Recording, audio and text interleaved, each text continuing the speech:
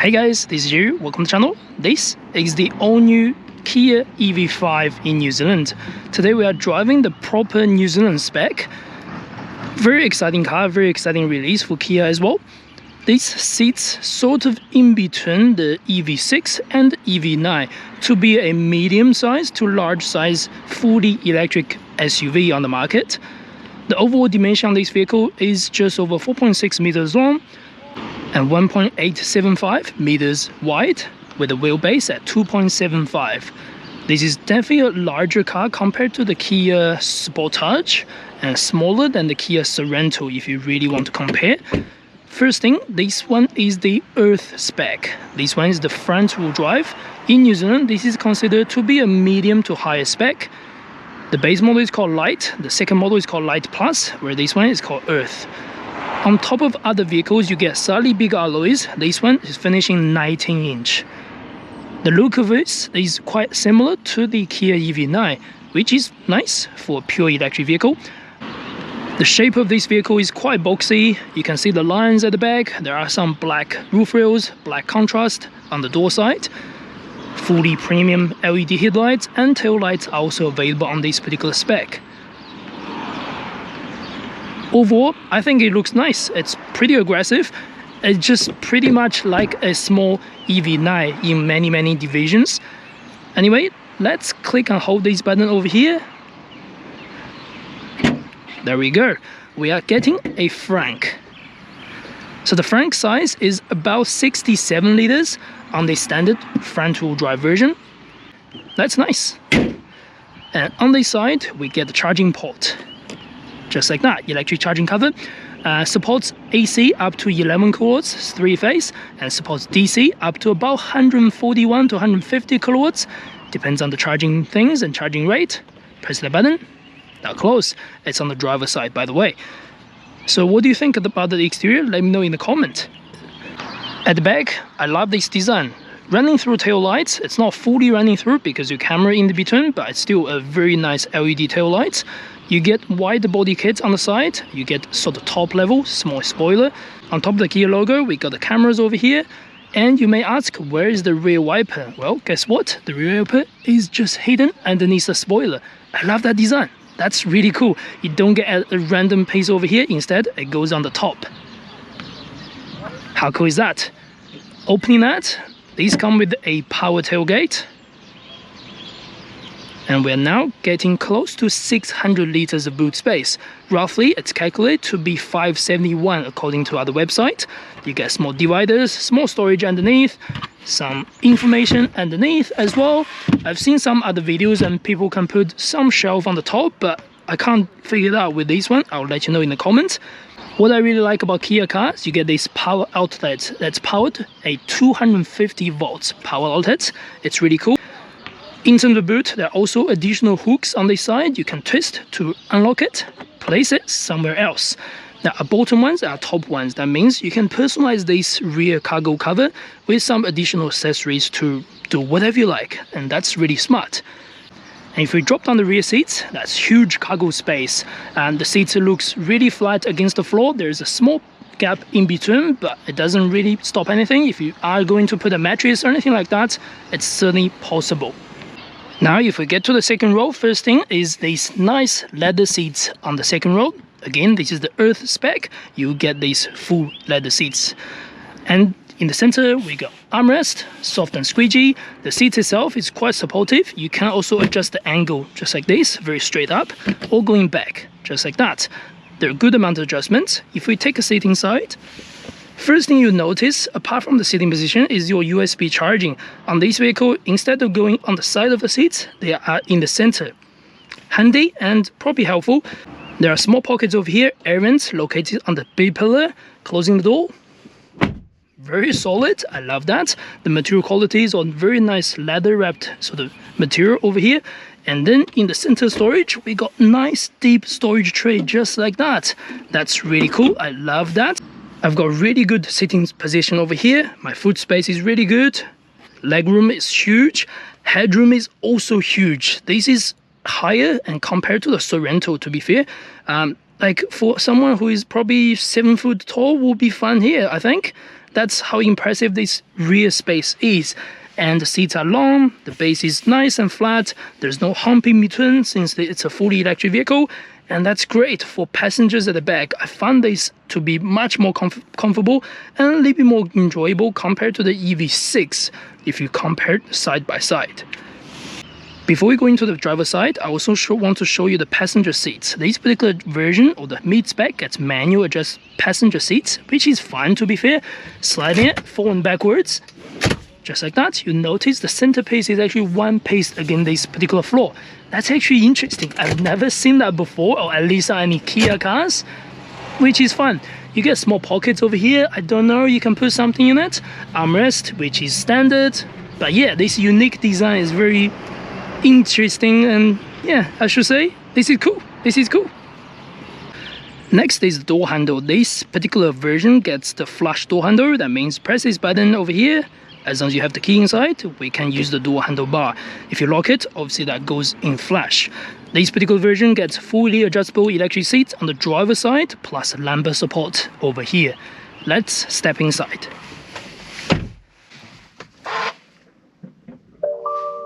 Starting the car is just like an EV9. Press the EV button, that's all on.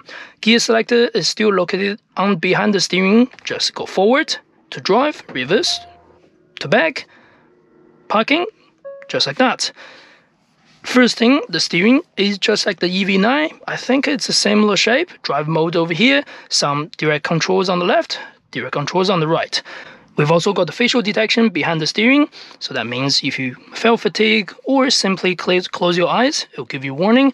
Regenerative braking adjustment is on the pedal shifter, just like all the other Kia EVs on the market.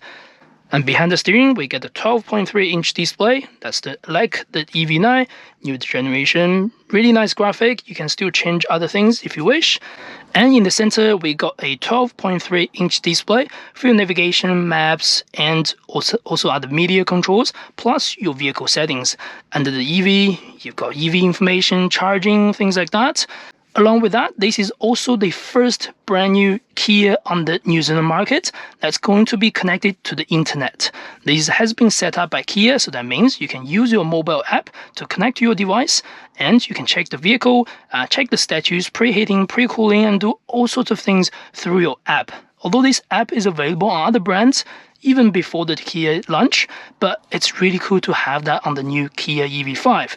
And I think that's a really good benefit for any future owners. Not only the Kia app is connected, this also supports the OTA update. Again, that's a first Kia vehicle that's available in New Zealand with the OTA update. I'm not sure what update it's going to do, but it supports that. That's really cool. Apart from that, that's the camera, 360 view available on this particular Earth edition. You get small aircon controls on the right or small quick buttons over here. There's no feedback on these buttons, but it's easier to see and easier to locate compared to the Kia EV9. That's a nice benefit. Underneath, we got USB-C charging and USB-C connection, plus your storage over here for your cup holder. You can also press this to open the cup holder divider, just like that. And wireless phone charging is also available on this particular vehicle. Key sensor over here and some direct buttons over here. And then underneath the cover, there's also some decent storage. The glove box on the side is reasonable, just like all the other Kias. That's pretty much all the storage space. In terms of build quality, some plastic on the top, but where your armrest, where your handle is, they are all nice soft leather finish at least. Some very soft premium sort of plastic on the top, some contrast over here, and I love this matte black finish around the buttons, plus this chrome finish. Yeah, overall feels and looks really nice for the price. In terms of pricing, the Kia EV5 starts at $67,990 in New Zealand market for the base model. This particular version, the two-wheel drive Earth, has a price tag just around $75,000 before ORC, and then the top spec will go over $80,000 for the GT line. If you're looking to purchase one of these vehicles in New Zealand, especially around Auckland, why not contact us at Ebbett Pukekohe? I'll leave all the information down on the screen, so let us know if you want to order one. There are plenty of stocks available apart from the GT line as we publish this video. And before we take this on the road, the last thing I want to talk about is the visibility. The side mirrors are huge, they are wide, so no problem seeing through everything behind me. There are tons of technology, of course, like safety driving things as well. The rear windscreen isn't as large as the Sorento or isn't as large as the Kia EV9, but still sees plenty of things at the back. And the front bonnet is quite high actually for my sitting position, so I can't really see everything at the front bumper, but overall it's fine. Being a large boxy shaped SUV, this is what you will expect for its particular size. Now let's get this on the road and see how this goes for the driving around New Zealand, Pukekohe area.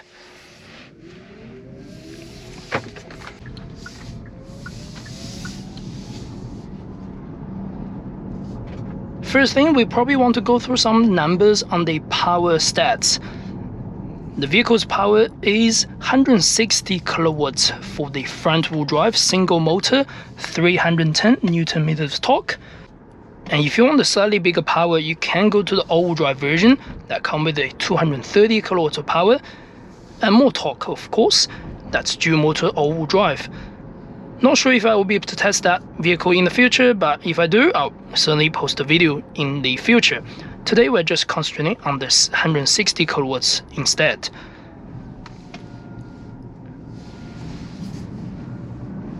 Handles really well, not bad at all. It's quite straightforward. It's on the light level. It doesn't go as sharp as the EV6. If you go aggressive handling or aggressive driving. But I think the suspension is softer than the EV6. Especially for the rear suspension, it's felt relatively comfortable on the road. And for most people like who's gonna buy this car, you'd expect from a medium to large size SUV to handle or to drive like this as well. It's nothing crazy, but at the same time, it's comfortable. The noise level is very low. The only thing I hear, the thing I hear is the whining noise from the motor as we are slowing down or accelerate.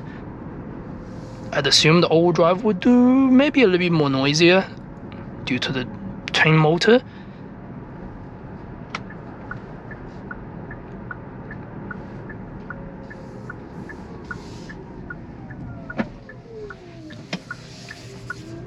Yeah, as we're slowing down, you can definitely feel that whining noise or pedestrian noise under 30k, I think.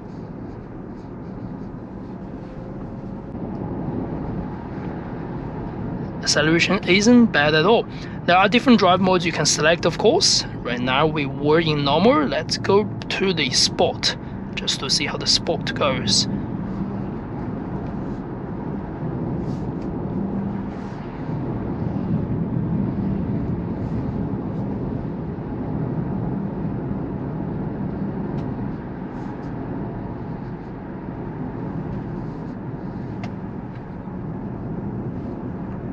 As you can see, you can feel the body roll around the corners. It's not super sharp as there's for this boxy shape, the ground clearance is definitely there. Although it has a bigger battery. Yeah. Speaking of battery, the car comes with 88.1 kilowatt hour battery. That means the WLTP range on this particular front-wheel drive version should get you around 540 kilometers-ish, where the all-wheel drive version should be around 500 kilometers. That's to be confirmed, of course.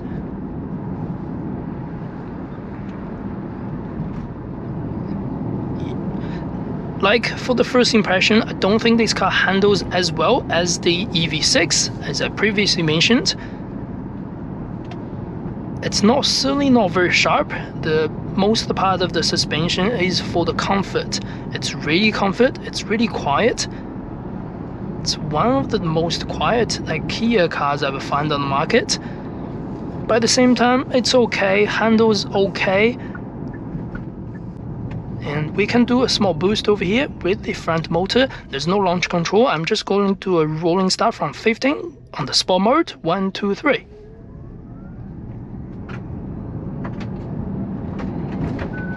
Yeah, it's okay, nothing impressive. I don't know the 0 to 100 timer just yet.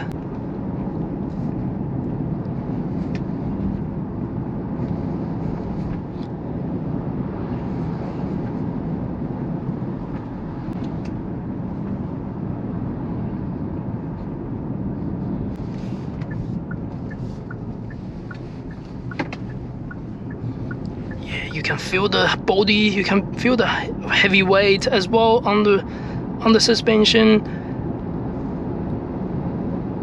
Handles alright or average, I would say, but comfort wise it's pretty good.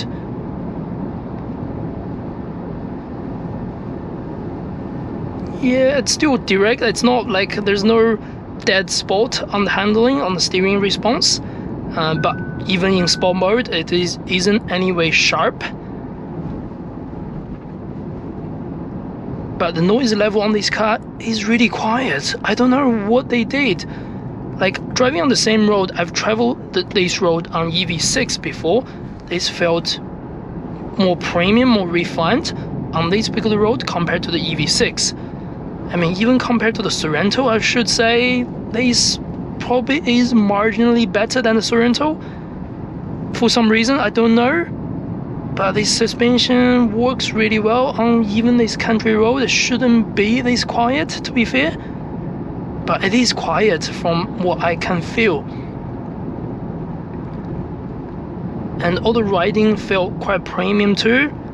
Again, you can argue that the steering isn't really sharp enough to be a sporty wagon, but this isn't a sporty wagon in any way. I guess that wasn't Kia's purpose to build this car as a sporty wagon. So yeah, I think that's pretty much all I wish to talk about in this first impression drive video on the Kia EV5. Again, if you're looking to purchase one of the Kia EV5, why not contact us at Ebbett Pukekohe in Auckland, New Zealand. I'll leave all the contact details down below. I hope you enjoyed the contents. If you do, do not forget to subscribe and like for more future POV Drive videos in the New Zealand country road. And I will see you next one. Thank you very much.